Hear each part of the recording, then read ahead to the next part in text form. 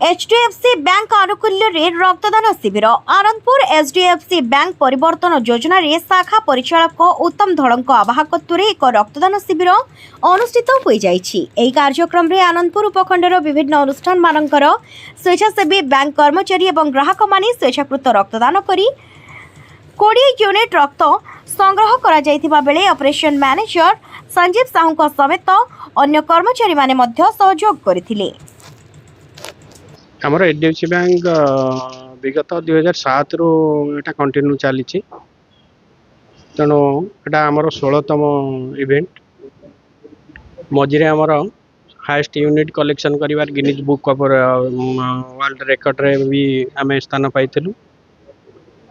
क्रमागत भाव आम कर अनुरोध कर महत् कम समस्ते योगदान करूँ आसिकी रक्तदान दिंतु अन्य जीवन सेव करूँ। धन्यवाद।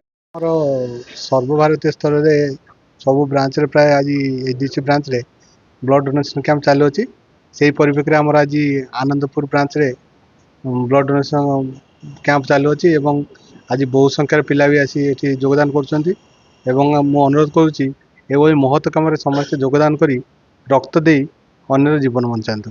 धन्यवाद। Bureau report time TV.